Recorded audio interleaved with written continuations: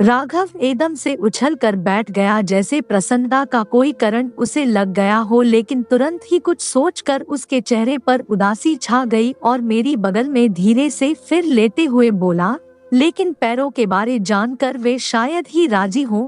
राघव ने यह कहा तो मैंने सारी परिस्थितियों पर विचार करते हुए कहा, राघव, कल तुम बस इतना करो कि शोभा के जितने भी फोटो तुम्हारे मोबाइल में है उन्हें किसी बहाने भाई साहब को दिखाओ, बाकी सब मुझ पर छोड़ दो। राघव किसी सोच में डूब गया। उसे सोच में डूबा देखकर मैंने उठकर कमरे दरवाजे की सांकल को चेक किया, वे बंद थी। फिर कमरे की सारी बत्तियां बुझाकर राघव की आगोश में आकर लेट गई। राघव ने मुझे चूमना शुरू कर दिया। सवेरे मेरी आंख जल्दी ही खुल गई थी। सास ने कहा था कि कल जल्दी उठ जाना, क्योंकि लेडीज संगीत में महल्ले की सभी आमंत्रित महिलाएं आएंगी तो घर थोड़ा व्यवस्थित और सजा संवरा दिखना चाहिए। इसलिए मैं राघव को सोता छोड़कर नहाई धोई, फिर तैयार होकर नीचे पहुंच गई। जेठजी के कमरे का दरवाजा बंद था। मैंने अनुमान लगा लिया कि वे अभी उठे नहीं थे। दीदी के साथ मिलकर घर को खूब सुसज्जित करके जब खाली हुई तो सास ने अपने कमरे में ले जाकर मुझे एक बहुत ही सुंदर जॉर्जेट की साड़ी ब्लाउज पेटीकोट के साथ देते हुए कहा, लेडीज संगीत में तुम्हें यह नई साड़ी ही पहन कर बैठना है। ब्लाउज मैंने तुम्हारे पुराने नाप से थोड़ा 20 सिलवा लिया था, मुझे उम्मीद है ठीक आएगा। सास द्वारा प्यार से दी गई उस लाल बॉर्डर वाली सुनहरी साड़ी पहनकर मैं बहुत खुश थी तथा सुंदर और आकर्षक दिख रही थी, और अब मेरे पास भाई साहब की उस साड़ी को न पहनने का ठोस बहाना था। नीचे दीदी के कमरे में ही मैं सास वाली साड़ी पहनकर तैयार हो गई थी। खूब जमकर लेडीज संगीत हुआ। ढोलक पर खूब बन्ने गाए गए। ढोलक बजाने में सास को महारत हासिल थी। मुझसे भी विवाह के गीत सुने गए। जलपान के साथ मिठाई का डब्बा देकर सब मेहमानों को जब हमने विदा कर दिया तब मैं ऊपर आई। राघव भाई साहब के कमरे में बैठ अपने मोबाइल से उन्हें शोभा की उन तस्वीरों को दिखा रहा था जो शोभा की अकेले की भी थी और राघव के साथ की भी। मैं राघव को उस कमरे में देखकर दरवाजे पर ही ठिठक कर रुक गई तो राघव बोला, आओ अंदर आओ प्रशोभा, खत्म हो गया तुम लोगों का संगीत कार्यक्रम। भाई साहब जो मोबाइल की फोटोज देखने में मशगूल थे, मुझे सुंदर सी साड़ी पहने देखकर देखते ही रह गए। फिर बोल पड़े, राघव वास्तव में बहुत खुश हो क्योंकि प्रशोभा जितनी सुंदर प्रत्यक्ष दिखती है उससे ज्यादा इन फोटोज में। वास्तव में तुम दोनों की जोड़ी बहुत अच्छी लगती है।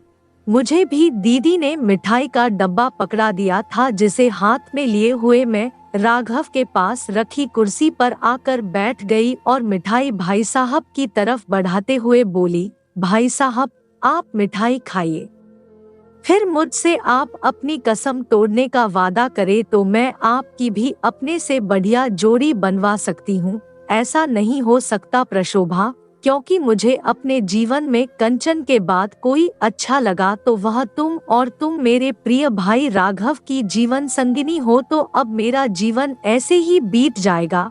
यह कहकर भाई साहब फिर मोबाइल की फोटोज को देखने लगे। मैंने राघव की तरफ देखकर इशारे से उन फोटोज की सच्चाई बताने की इजाजत ली। फिर भाई साहब से पूछा, अच्छा भाई साहब एक बात बताइए, राघव के साथ जिसकी फोटोज आप देख रहे हैं, यह आपको मिल जाए तो आप अपनी शादी न करने वाली हट छोड़ देंगे? राघव देख रहे हो प्रशोभा को मजाक करने के लिए ये जेठ ही मिले थे। भाई साहब प्रशोभा सच कह रही है, मेरे साथ इन फोटो में जो लड़की है वह आपको मिल सकती है, बस आपको अपनी हट छोड़नी होगी। तो क्या तुम मेरे लिए इसको छोड़ दोगे? मैं अपनी प्यारी प्रशोभा को क्यों छोड़ दूंगा? यह मुझे ब्याही है और मेरी ही रहेगी। तो फिर कैसे? भाई साहब परेशान थे और मुझे तथा राघव को मजा आ रहा था। मैंने उनसे कहा, भाई साहब आप पहले मुझसे वादा तो करें। मैं आपकी बात इस फोटो वाली लड़की से व्हाट्सएप वीडियो कॉल के जरिए अभी करा सकती हूँ, लेकिन उससे पहले आपको स्पष्ट रूप से मेरे और राघव के सामने कहना होगा कि हाँ, मैं इस लड़की से शादी करने को राजी हूँ। ठीक है, मैं इस लड़की से शादी करने को राजी हूँ, पक्का? मैंने पूछा। हाँ भाई, बिल्कुल पक्का। तो भाई साहब, सच्चाई यह है कि यह मेरी हमशक्ल बड़ी बहन है शोभा, राघव की साली, और सही मानों में मुझसे भी ज्यादा सुंदर है। यह पढ़ने में बहुत मेधावी रही है, बीए बीएड करके केंद्रीय विद्यालय में टीचर है। भाई साहब, प्रशोभा सच कह रही है। यह शोभा है, प्रशोभा की बड़ी बहन, बहुत ही सुशील और सुंदर। लेकिन मेरा रिश्ता होने से पहले जरा सी बात के कारण कई लड़कों ने उससे शादी करने से इनकार कर दिया, और इसने भी आपकी तरह कसम खा ली कि आजीवन शादी नहीं करेगी। किस बात के कारण? भाई साहब, आप अगर 1 से 2 फोटो में गौर से उसके पैरों को देखेंगे तो एक जूते का तल्ला 2 इंच मोटा है, क्योंकि उसका एक पैर दूसरे से 2 इंच छोटा है। साड़ी पहनती है तो छिप जाता है। ओह आश्चर्य, भाई साहब के मुंह से निकला। तभी मैंने अपने मोबाइल में शोभा को व्हाट्सएप की वीडियो कॉल लगा दी और कमरे से बाहर आकर पहले उसको सब बताकर जेठ जी से बात करने को राजी कर लिया। फिर उनके पास आकर मोबाइल पकड़ाती हुई बोली, लीजिए भाई साहब, आप शोभा से बात कर लीजिए। भाई साहब कुछ सेकंड तक तो मोबाइल में लाइव शोभा को देखकर उसके चेहरे से मेरे चेहरे का मिलान करते रहे, फिर कमरे से निकलकर 15 मिनट तक उससे बतियाते रहे। जब कमरे में आए तो मोबाइल राघव को पकड़ा दिया और बोले, वास्तव में प्रशोभा से कितनी शक्ल मिलती जुलती है। मैं तो समझ रहा था तुम दोनों मजाक कर रहे हो। राघव अपनी जगह पर बैठे हुए ही मोबाइल अपने हाथ में लेकर स्क्रीन पर शोभा को देखकर हंसते हुए बोला, शोभा ये मेरे बड़े भाई हैं, कैसे लगे? उधर से शोभा ने बिना बोले शायद राघव से कुछ इशारों में कहा होगा, क्योंकि मैंने गौर किया कि राघव ने हाथ हिलाकर मुस्कुराते हुए मोबाइल डिस्कनेक्ट कर दिया। तभी भाई साहब हम दोनों को देखते हुए बोल पड़े, मैं अपनी जिद छोड़ता हूँ और माधव की शादी के बाद तुम दोनों के साथ अपनी कार से इलाहाबाद चलता हूँ। अब मैं शोभा से कोर्ट मैरिज करूँगा, बारात लाने व ले जाने के चौचले में नहीं पड़ूंगा। पिताजी को सीधे अपनी बहू लाकर दिखा दूंगा। तब तक तुम दोनों किसी को कुछ न बताना। माधव की शादी बड़े धूमधाम से संपन्न हुई। दिव्या खुशमिजाज थी और उसके व्यवहार से मैं समझ गई थी कि वह माधव के साथ खुश रहेगी। राघव की छुट्टियां भी खत्म हो रही थी, लेकिन जब भाई साहब ने अपनी कार से हमारे साथ चलने का मन बनाया तो राघव ने फोन करके 3 दिनों की छुट्टी बढ़ा ली। मैंने और राघव ने इस बीच शोभा से मोबाइल पर बात कर ली थी। वह भी शादी के लिए राजी थी। मेरे मम्मी पापा तो यह बात सुनकर ही खुश हो गए थे और भाई ने हमारे स्वागत की सारी व्यवस्थाएं कर रखी थी।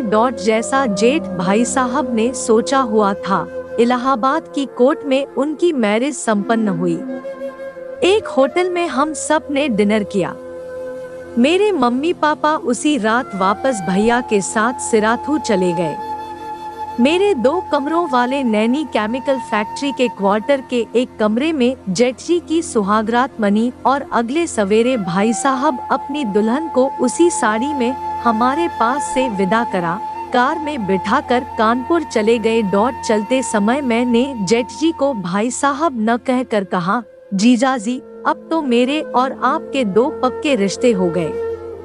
अब आप मेरे जेठ भी हुए और जीजाजी भी। आप इसमें किस रिश्ते को ज्यादा पसंद करेंगे? मैंने चुगल करते हुए पूछा। तुम जिसे अच्छा समझो। वे हंसते हुए बोले तो मैंने भी खिलखिलाते हुए कहा, आप मुझे जो भी पुकारे पर मैं तो आज और अभी से आपका नामकरण करती हूँ जेठ जीजाजी। मैंने यह कहा तो राघव शोभा और भाई साहब के साथ मैं भी हंस पड़ी। कार फैक्ट्री कैंपस से बाहर जा चुकी थी। मेरी खुशी का कोई ठिकाना न था।